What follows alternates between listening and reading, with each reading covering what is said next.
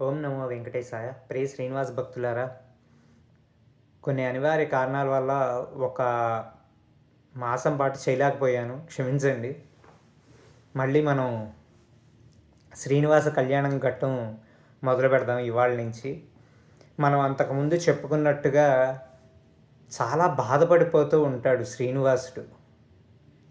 ఇంకా ఏంటి ఇంతమంది వచ్చారు, ఇంత సేవలు చేస్తున్నారు ఆయనకి, వచ్చిన వాళ్ళందరికీ అన్నీ అప్పచెప్పాడు, అంతా బాగానే ఉంది అని అనుకున్న టైంలో మళ్ళీ ఉసూరుమంటూ ఉదాసీనంగా బాధపడిపోతూ ఉన్నాడు.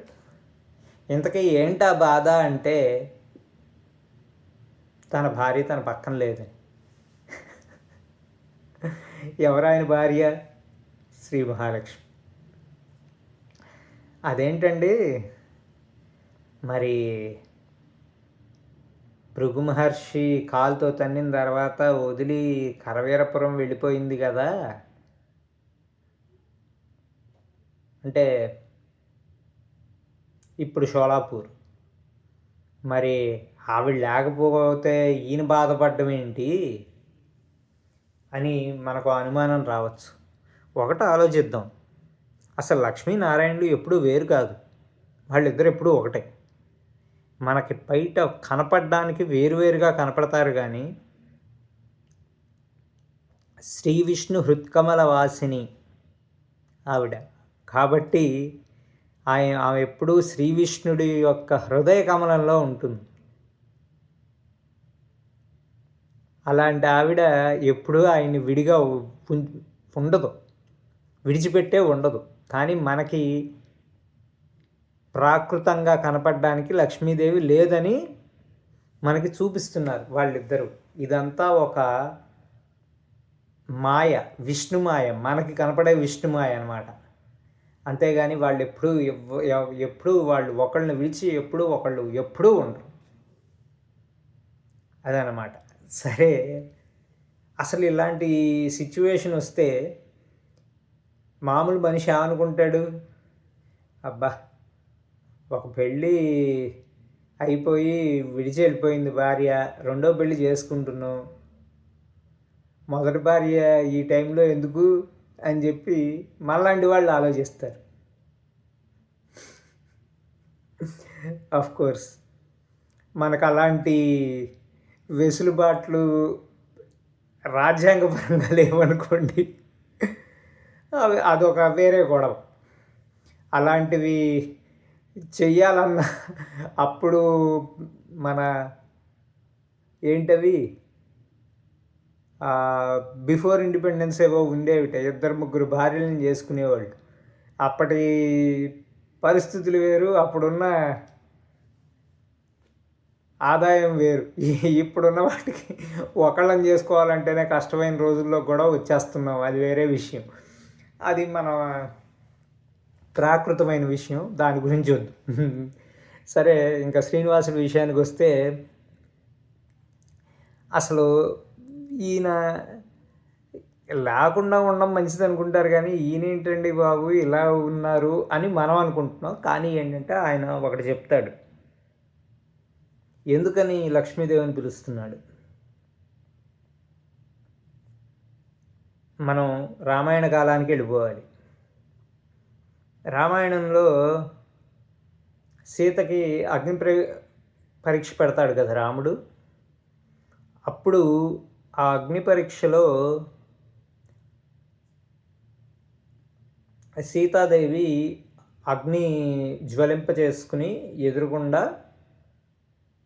ఆవిడ అగ్నిలోకి వెళ్ళంగానే బయటకు వచ్చేటప్పుడు ఇద్దరు వస్తారు, అందరూ నిర్ఘాంతపోతారు. అదేంటి,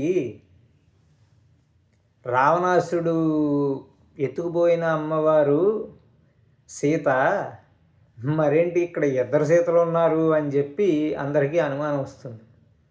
అప్పుడు తెలిసింది ఏంటంటే, సీత కోసం ఎప్పుడైతే రావణుడు వస్తున్నాడని తెలిసిందో, అగ్నిదేవుడు సీతమ్మ తల్లిని ఆయన సంరక్షణలో ఉంచుతాడు. ఆయన కూతుర్ని అంటే వేదవతి. అంతకుముందు ఈ కథ మనం చెప్పుకున్నాం, కానీ మళ్ళీ ఒకసారి పునశ్చరణం చేసుకుందాం, అంటే మళ్ళీ ఒకసారి చెప్పుకుందాం. వేదవతిని ముట్టుకుంటే రావణాసురుడు ఆవిడ భస్మం అయిపోయి, తర్వాత ఒక మహర్షికి ఒక చిన్న పాపలాగా పుడుతుంది. తను వేదాలు వల్లించిన తర్వాత వెళ్ళి వస్తున్నప్పుడు తన దర్భల మీద ఒక చిన్న పాపలాగా పుడుతుంది. ఆవిడ ఈవిని ఎలా పెంచను అని చెప్పి అగ్నిదేవుడికి ఇస్తే అగ్నిదేవుడి దగ్గర పెరుగుతుంది ఆవిడ ఏంటంటే రావణాసురుడు అలా ఇది చేయడం వల్ల ఆవిడ మహాతపస్వి. అంతకుముందు రావణాసురుడు ఆమెని వచ్చి ముట్టుకోబోయే ముందు ఆవిడ మహాతపస్వి. ఎలాగైనా రావణ సంహారం జరగాలి అంటే నా ద్వారానే జరగాలి అని చెప్పి ఆవిడ సీత బదులు లంకలో కష్టాలు అనుభవిస్తుంది. అంటే మనం చూసే సుందరాకాండలో సీతమ్మ వారు రాముడు పెళ్లి చేసుకున్న జనకపుత్రి కాదు. కోర్స్ రామాయణంలో ఎందుకండి అలా ఉంది అంటే, రామాయణం రాసిన వాల్మీకి అలా నడిపించాడు. అసలు రామాయణం అనేది ఒక కథ కాదు. మనం రామాయణాన్ని ఒక కథలా ఒక సినిమాలా ఆలోచిస్తాం, కానీ మనం ఒకసారి రామాయణం సంబంధించి ఎవరైనా ప్రవచనం చెప్తుంటే వింటే అసలు రామాయణంలో ఎలాగ మనం ఉండాలి, ఒక మనిషిగా మనం ఏం చెయ్యాలి, నువ్వు మనిషిగా ఎలా నలుగురికి ఆదర్శంగా ఉండాలి రాముడిలా, అవన్నీ చూసి రాముడి నుంచి నేర్చుకోవడానికి మనం రామాయణాన్ని విడిగా ఒక గ్రంథంలాగా మనం చూస్తున్నాం. అంతేగాని ఇవన్నీ రాముడు సీత ఇవన్నీ ఏంటంటే మనకి ఏదైతే మనం చూస్తున్నామో అది కథ కాదు. ఆ కథలో ఉన్న ఆ శ్లోకాల సారాంశం ఏంటంటే, ఒక మనిషిగా ఒక మానవుడిగా నువ్వు ఎలా ఉండాలి, నీ బుద్ధి ఎలా ఉండాలి, నువ్వు నలుగురితో ఎలాగా ప్రవర్తించాలి అనేది రామాయణం అడుగడుగునే చెప్తుంది మనకి. అందుకని రామాయణంలో ఆ రకంగా నడిపించాడు. కానీ ఇది వ్యాస భారతంలో గనక వ్యాసుడు రాశాడు కాబట్టి ఈ అష్టాదశ పురాణాల్లో మనం వ్యాసుడు రాసిన దాన్నే శాస్త్రీయంగా భావించాలి. సరే, ఇప్పుడు ఇద్దరు సీతలు వచ్చిన తర్వాత అందరికీ కన్ఫ్యూజన్ వచ్చింది. సీతమ్మ తల్లి శ్రీరామచంద్రమూర్తిని అడుగుతుంది, ఏమండి నా బదులు ఆవిడ అన్ని కష్టాలు అనుభవించింది, ఆవిడని మీరు పెళ్లి చేసుకోండి అంటూ. నిజం చెప్పాలంటే ఆ త్రేతాయుగంలో ఒకళ్ళకి మించి భార్యలను చేసుకోవచ్చు, అదేమీ తప్పు కాదు. ఎంతమంది ఉన్నారు? దశరథుడికి 3 భార్యలు, కౌసల్య, సుమిత్ర, కైకేయి. మరి రాముడు చేసుకోవచ్చుగా, చేసుకోవాలా? ఎందుకు? తను ఏకపత్ని వ్రతుడు కృతయుగంలో, కాబట్టి ఆయన చేసుకోవాలి.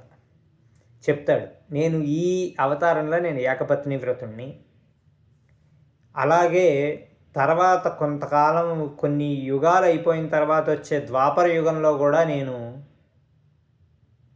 16,108 మందిని చేసుకుంటాను కృష్ణావతారంలో. అంటే ఈ 16,108 ఎక్కడి నుంచి వచ్చిందండి అని డౌట్ రావచ్చు జనాలకి.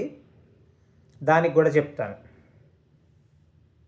అష్టమహిషులు కృష్ణ పరమాత్మకి, అంటే 8 మంది భార్యలు, అంటే వాళ్ళు మహారాణులు.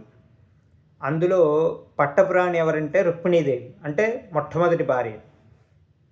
తర్వాత సత్యభామ, జాంబవతి ఇలా ఉన్నారు కృష్ణుడికి. ఈ 8 మంది భార్యలు కాకుండా 16,100 మంది, అంటే 16,100 వీళ్ళు గోపికలని చాలామంది పొరపాటు పడతారు, కానీ కాదు, వీళ్ళు గోపికలు కాదు. గోపికలు ఓన్లీ బృందావనంలో కృష్ణుణ్ణి వాళ్ళ భక్తి ఏ రకంగా అంటే ప్రేమతో కూడిన భక్తి ఆయనకి, అంతేగాని ఆయన్ని పెళ్లి చేసుకోలేదు వాళ్ళు. గోపికలు అందరూ పెళ్ళైన వాళ్ళే. వాళ్ళు ఎవరంటే మహర్షులు. త్రేతాయుగంలో రాముణ్ణి చూసి మోహించిన వాళ్ళు. ఒక్కసారి ఆలోచించండి, మనం ఈ కలియుగంలోకి ఇప్పుడు సంస్కృతి ఎలా ఉంటుందంటే గేస్ అని అంటారు, లెస్బియన్స్ అని. క్షమించాలి చెప్తున్నాను, ఎందుకంటే మన దీనికి అర్థం దగ్గరగా వచ్చేట్టుగా చెప్పుకుందామని చెప్పే ప్రయత్నమే కానీ నేనేమి ఇక్కడి నుంచి అక్కడ కంపేర్ చేయట్లేదు, దయచేసి అన్యదా భావించకండి. ఇప్పుడు ఒక మగాడికి ఆకర్షణ ఉండడం అనేది మనం ఇప్పుడు ఒక రకమైన ఈ ఏహ్యభావంతో చూస్తుంది సమాజం. ప్రతి చోట అంతే. మనం ఇక్కడ అమెరికా సంయుక్త రాష్ట్రాల్లో ఉండడం వల్ల ఇక్కడ అది లీగల్ అయిపోయింది. ఈవెన్ మన భారతదేశంలో కూడా ఇప్పుడు లీగలే అనుకోండి, అది వేరే విషయం. కానీ ఒక పురుషుణ్ణి చూసే మోహించారు అంటే అది ఆ మోహం అనేది ఇప్పుడు మనం చెప్తున్న మోహం కాదు. ఒకళ్ళకొకళ్ళు ఇప్పుడు మన కలియుగంలో ఇప్పుడు జరుగుతున్న ఆ మోహం కాదు. వాళ్ళకున్న మోహం ఏంటంటే శ్రీరామచంద్రుడు, ఆ ఋషులు అందరికీ తెలుసు, ఆయన సాక్షాత్తు శ్రీమన్నారాయణుడి యొక్క అవతారం అని. ఆయన అంత అందం ఉండరు, పుంసామోహన రూపాయి, పురుషుణ్ణే మోహించేంత అందం ఉంది కాబట్టే వాళ్ళని ఈ ద్వాపర యుగంలో గోపికలుగా చేశారు. వాళ్ళు గోపికలుగా పుట్టారు. వాళ్ళు పుట్టి ఆయన్ని ప్రేమపూర్వకమైన భక్తితో వాళ్ళు ఆయన్ని సేవించారు, అంతేగాని ఆయన పెళ్లి చేసుకోలేదు. కాబట్టి ఈ 16,100 మంది గోపికలు కాదు. ఎవరండి ఈ 16,100 మంది? వీళ్ళందరూ దేవ, యక్ష, కిన్నెర, గంధర్వ, ఇలా అన్ని రకాల వాళ్ళ కాంతలు. వీళ్ళు మనుష్య అంటే మనుషులు. ఇలా అందరి అందగత్తెల్ని తీసుకొచ్చేసి ఏడిపించాడు. ఎవరు? నరకాసురుడు. ఎప్పుడైతే కృతయుగంలో అసలు నరకాసురుడు ఎందుకు పుట్టాడు అది కూడా కొద్దిగా చిన్నగా చెప్పేసి వదిలేద్దాం. హిరణ్యాక్షుణ్ణి వధించేటప్పుడు భూమిని పాతాళంలోంచి తీసుకొచ్చాడు వరాహస్వామి, అది మనకు తెలుసు కదా. అప్పుడు తన వరాహస్వామి ఆయన కొమ్ములు ఉంటాయి కదా, ఆ కొమ్ముల మీద భూమిని పెట్టినప్పుడు భూదేవికి ఆ సమయం ఏంటంటే సంధ్యా సమయం. ఆ సమయంలో కోరిక పుట్టింది, స్వామి నాకు బిడ్డ కావాలని. చూడండి ఎంత విచిత్రమో. అప్పుడు వరాహస్వామి అంటాడు, అమ్మా అది కాదు దేవి, ఇది సమయం కాదు, ఇది అసుర సంధ్య వేళ, ఈ సమయంలో నీకు ఇలాంటి కోరిక రావడం అనేది సమంజసం కాదు, ఇది వద్దు, ఇలాంటివంటే కాదు స్వామి, నాకు పిల్లాడు కావాలంట. సరే అని చెప్పి అనుగ్రహిస్తాడు. అనుగ్రహించిన ఒక విషయం ఏంటంటే ఇక్కడ ఆ నరకాసురుడు కృతయుగంలో అయినా సరే కొన్ని యుగాల పాటు అలానే ఉండి గర్భంలో త్రేతాయుగం అయిన తర్వాత కానీ పుట్టడు. మళ్ళీ ఎప్పుడైతే ఏ త్రేతాయుగంలో పుడతాడంటే ఎప్పుడైతే కృష్ణ పరమాత్మ వస్తున్నాడో ఆ త్రేతాయుగం ఎండింగ్లో పుట్టి ద్వాపరయుగం అంతా వాళ్ళని టార్చర్ పెట్టాడు జనాల్ని. ఇంకా వీడి బాధ భరించలేనురా బాబు అని ఇది చేసినప్పుడు ఎవరైతే ఈ నరకాసురుడు ఉన్నాడో వాడికి వరం ఏంటంటే ఎవరూ చంపకూడదు, ఓన్లీ తన తల్లి ద్వారానే చావు రావాలి అని చెప్పి వరం వాడికి. కాబట్టి ఆ నరకాసురుడిని చంపేది ఎవరు? సత్యభామ అని చెప్పి మన సినిమాల్లో ఉంటాయి, కానీ కాదు. విష్ణు పురాణంలో చూస్తే సత్యభామ వెళ్తుంది, యుద్ధం జరుగుతుంది, సత్యభామ కూడా యుద్ధం చేస్తుంది, కానీ సత్యభామ చంపదు.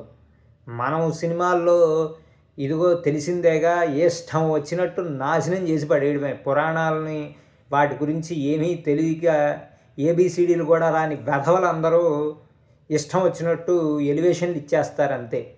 కానీ అది కాదు. సత్యభామ యుద్ధం చేసిన తర్వాత కూడా వాడు పారిపోతాడు. అప్పుడు కృష్ణుడు భూమాతను ఆవాహన చేస్తే ఆవిడ చెప్తుంది, కృష్ణ ఇంకా చంపేయి, నేనే ఆజ్ఞిస్తున్నాను అని చెప్పినప్పుడు కృష్ణుడు సుదర్శన చక్రం వదిలి నరకాసురుడిని చంపేస్తాడు. అప్పుడు వచ్చిన వాళ్ళే ఈ 16,100 మంది, అంటే 16,100 మంది గోపికలు. శ్రీనివాస క్షమించాలి, 16,100 మంది కాంతలు. సరే, వీళ్ళందరూ అయినా కూడా మళ్ళీ ఎప్పుడు చేసుకుంటావయ్యా నాయన అంటే 28వ కలియుగంలో కానీ చేసుకొని అంటాడు. అంటే ఇప్పుడున్న కలియుగం, మనందరం బతుకుతున్న కలియుగం, మనకి శ్రీనివాసుడు తిరుమల కొండల మీద నిలిచిన కలియుగం. అంటే ఇంతకుముందు కలియుగాల్లో 27 కలియుగాల్లో శ్రీనివాసుడు లేడా అండి అంటే లేడు. ఇప్పుడు మనం చూసే తిరుమల గుడి లేదు, శ్రీనివాసుడు ఉన్నాడు. శ్రీనివాసుడు ఎప్పుడూ ఉన్నాడు. ఎలా? అంతే. అదేంటంటే ఆయన ఇంతకుముందు కూడా చెప్పాను, ఏ శిలాతోరణం అయితే ఉందో మనకి అది క్లౌడ్ గేట్. ఇప్పుడు మన వాళ్ళు చెప్తున్న బ్లాక్ హోల్స్, వామ్ హోల్స్ ఇవన్నీ ఉన్నాయి కదా, అలాంటిది. ఆ స్టార్ గేట్ ద్వారానే ఆయన వస్తూ ఉంటాడు, వెళ్తూ ఉండేవాడు. ఎప్పుడూ ఆ తిరుమల గిరుల్లో తిరుగుతూనే ఉన్నాడు. 27 కలియుగాల్లోనూ 27 మహాయుగాలు, అంటే కృత త్రేత ద్వాపర కలియుగాలు, అలాంటి 27 యుగాల్లో స్వామి తిరుగుతూనే ఉన్నాడు. ఇది ఎప్పుడు జరిగిందండి? రామాయణం భారతం జరిగి కొన్ని మహాయుగాల ముందు జరిగింది. అంటే 28వ కలియుగంలో, కృతయుగంలో రాముడు పుట్టలేదు, క్షమించాలి, కృతయుగంలో నరసింహస్వామి రాలేదు, త్రేతాయుగంలో శ్రీరామచంద్రమూర్తి రాలేదు, ద్వాపర యుగంలో శ్రీకృష్ణ పరమాత్మ రాలేదు. వీళ్ళందరూ అంతకు ముందున్న యుగాల్లో ఉన్నారు. అంతకు ముందున్న మహాయుగాల్లో ఒక్కొక్క త్రేతాయుగంలో శ్రీరాముడు, ఒక కృతయుగంలో నరసింహస్వామి, ఒక ద్వాపర యుగంలో శ్రీకృష్ణ పరమాత్మ ఉన్నాడు. మరి ఇప్పుడు మనం చూస్తున్న పుణ్యక్షేత్రాలు అవన్నీ ఉన్నాయంటే ఖచ్చితంగా ఇప్పుడు భగవంతుడు అనేవాడు భూమి మీదకి వచ్చినప్పుడు ఆయన యొక్క విభూతి ఎట్టాగైనా ఉంటుంది. అదేమి ఈ వాటిని ఏమంటారు, ఇన్ని ప్రళయాలున్నా ఆ ఉండాల్సిన విభూతి అలానే ఉంటుంది. కాబట్టే ఆ ప్రదేశం యొక్క పవిత్రత అలా ఉంటుంది. అందుకనే మనం చూడండి, మనం తిరుమల వెళ్ళినప్పుడు ఉండే ఆనందం, అలానే శ్రీరంగం రంగనాథ స్వామిని దర్శనం చేసుకున్నప్పుడు ఉండే ఆనందం అన్నీ ఒకే రకంగా ఉంటాయి. అఫ్కోర్స్ మనం ఏంటంటే ఒక థాట్ ప్రాసెస్లోనే ఉంటాం. ఏమని, స్వామి తిరుమల వెంకటేశ్వర స్వామి ఇలా ఆ ఆలోచనతోనే ఉంటాం. లేకపోతే శ్రీరంగం రంగనాథ స్వామి, శ్రీముష్ణం, అలా ఒక్కొక్క అవతారాలని మనం ఒక రకమైన దీంతో అది మన మానసికంగా మనం ఆలోచిస్తామే కానీ అక్కడున్న శ్రీమన్నారాయణ తత్వం అన్నిటిలో ఒకటే. అక్కడే కాదు, ఇప్పుడు మనం వెళ్ళే మన ఊళ్ళో వెంకటేశ్వర స్వామి ఊళ్ళో కూడా ఉండేది ఆ శ్రీనివాసుడి యొక్క విభూతే, ఆయన యొక్క పవిత్రత అది మనం చేసే మన పూజలు మన అర్చకులు చేసే మంత్రాల్లో ఎప్పుడూ ఉంటూనే ఉంటుంది. అది ఎప్పుడూ మారదు. కానీ ఏంటంటే మన బుద్ధికి తిరుమల వెళ్తే కానీ మనం వెంకటేశ్వర స్వామిని దర్శించుకోలేము అన్న ఆలోచన మన మాయ అలా ఇది చేస్తుంది. ఇదిగో ఇంత చెప్తున్నాను, నేను కూడా తిరుమల అనగానే నాకు ఒక రకమైన వైబ్రేషన్ వచ్చేస్తుంది. సరే, ఇంకా అప్పుడు చేసుకుంటాను అని అనడంతో సరే, ఆ 28వ కలియుగం ఇది. ఇప్పుడు భార్య వచ్చిన తర్వాత కానీ చేయడానికి లేదు. సారీ, షోలాపూర్ కాదండి, కొల్హాపూర్, క్షమించాలి. సరే, ఇప్పుడు లక్ష్మీదేవిని పిలవాలంటే ఎవరెళ్ళి పిలవాలి? అది ఒకటి ఆలోచన. సరే, శ్రీనివాసుడే దానికి ఒక ఇది ఇస్తాడు, సూర్యుడిని పిలవమంటాడు. ఎందుకు సూర్యుడిని పిలవాలి? ఎందుకంటే సూర్యుడిని చూస్తేనే కమలం ఇచ్చుకుంటుంది. ఆ కమలంలోనే ఉంటుంది కాబట్టి లక్ష్మీదేవి సూర్యుడి మాట వింటుందని శ్రీనివాసుడు చెప్తాడు. సూర్యుడేమో భయంతో వణికిపోతూ వస్తాడు. ఏంటి స్వామి అంటే, వెళ్ళి లక్ష్మిని పిలుచుకురా అంటాడు. ఇది ఇంకా విచిత్రం. ఎందుకంటే మొగుడు పెళ్ళాలు ఇద్దరు గొడవ పెట్టిన తర్వాత మధ్యలో మూడో వాడు వచ్చి, ఇదిగో మీ ఆయన రెండో పెళ్లి చేసుకుంటున్నాడు, నువ్వు రామ్మా, ఈయన ఆవిడ ఎక్కడ వాయిస్తుందో అని చెప్పి ఆ సూర్యుడి భయం. కాదు, వెళ్ళి పిలువ వస్తుంది అంటాడు. స్వామి, మీరు ఇలా చెప్తున్నారు కానీ నాకేమో కొంచెం సంశయంగా ఉంది. సరే వెళ్ళి పిలుస్తాను, ఏమని పిలవాలో చెప్పండి అంటాడు. బ్రహ్మ మీద చెయ్యి, ఈశ్వరుడి మీద చెయ్యి వేసి, శ్రీనివాసుడు కదలలేకపోతున్నాడు, అసలు లేవడమే కష్టంగా ఉంది అని చెప్పమంటాడు.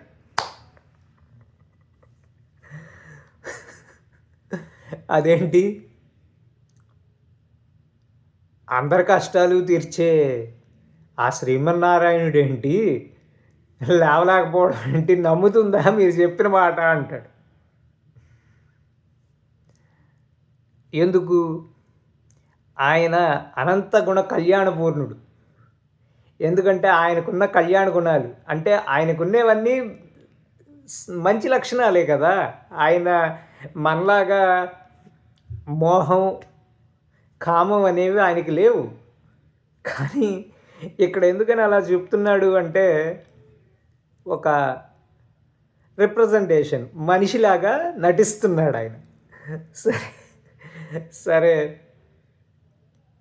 స్వామి, మీరు ఇలాంటి వారిని నాకు తెలిసింది లక్ష్మీదేవికి తెలియదా?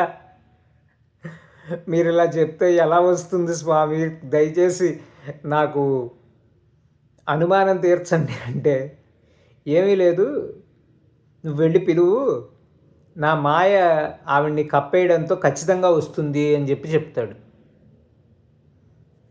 సరే శ్రీమన్నారాయణ, ఇంకా మీరు చెప్పినట్టుగానే వెళ్ళి చెప్తారు అని చెప్పి సూర్యుడు ఆవిడ దగ్గరికి కొల్హాపురంలో బయలుదేరతాడు. వెళ్ళి చేసిన తర్వాత ఆవిడ ముందు కొల్హాపురంలో ఉన్నప్పుడు ప్రణయ కలహం చేస్తుంది. ఏమని? ఏంటి, రమ్మంటున్నాడా పెళ్లి చేసుకోవడానికి, నేను రానని చెప్పు అంటుంది. అమ్మ, మరి ఆయన లేవలేని స్థితిలో ఉన్నాడు, ఏం చేద్దాం, నువ్వు వస్తే కానీ పెళ్లి చేసుకొని అంటున్నాడు. ఒక చెయ్యేమో రుద్రుడి మీద ఉంది, ఒక చెయ్యేమో బ్రహ్మ మీద ఉంది, అస్సలు పరిస్థితి బాగాలేదమ్మా, నువ్వు వచ్చి పనులు మొదలెడితే కానీ అక్కడ అవి జరిగేట్టుగా లేవంటే వెంటనే వచ్చేస్తుంది లక్ష్మీదేవి. ఇక్కడ మనం ఆలోచించాల్సింది ఏంటంటే, అమ్మవారికి తెలియదా? ఆవిడ సర్వజ్ఞురాలు. ఆవిడ మీద శ్రీమన్నారాయణుడు మాయ అంటే మనకు అర్థం చేసుకోవడానికి ఏంటంటే, అది మాయ కాదు, వాళ్ళిద్దరి యొక్క నటన. ఈ 28వ కలియుగం ఆయన మన దగ్గర ఉండాలి అంటే ఈ భూ ప్రపంచంలో ఉండాలి, మన తిరుమలలో ఉండాలి. ఎందుకు? అది ఆయన ఆలోచించాడు కాబట్టి. ఇన్ని మల్టీ యూనివర్స్ అని చెప్పి మనం చెప్తున్నాం,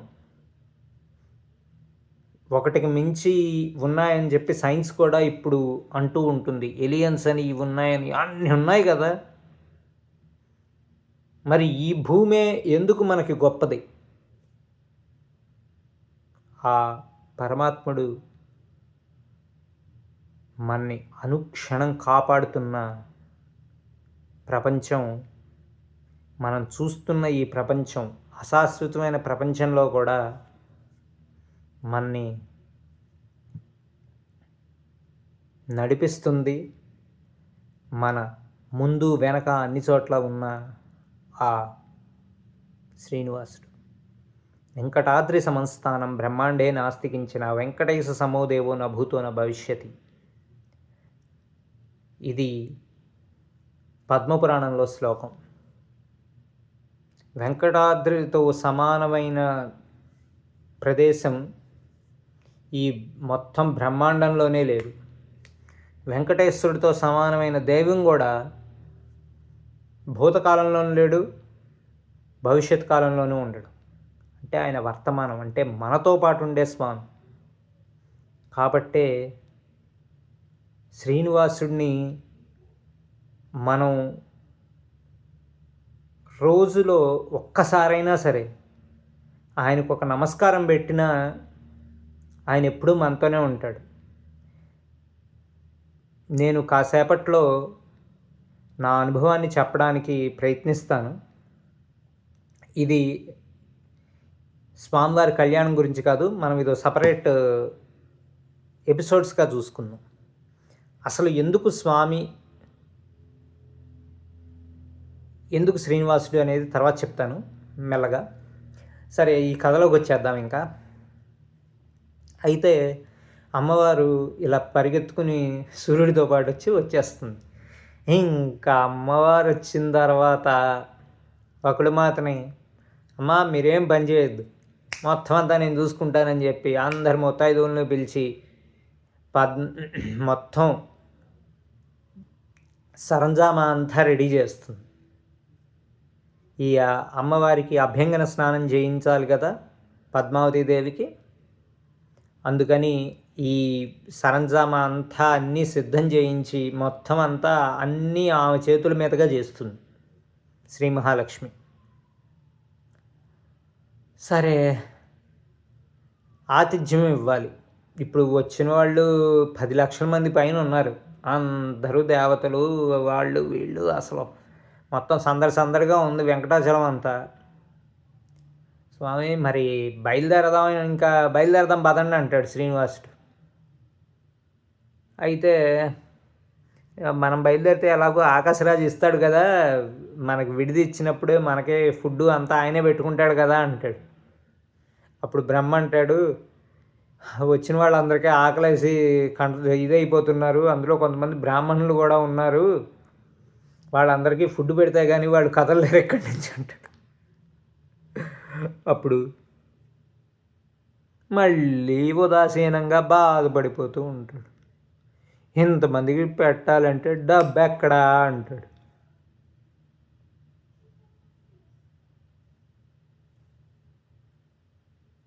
మరేంటి డబ్బు ఎక్కడా కదా? మరి ఏం చేశాడు స్వామి? మనకు తెలిసిన కదే, కానీ వచ్చే వారం విందాం. కొంచెం కాస్త సరదాగా అసలు ఎందుకని స్వామి ఏం చేయాల్సి వచ్చింది డబ్బు కోసం అని చెప్పి వచ్చే వారం విందాం. ఓం నమో వెంకటేశాయ.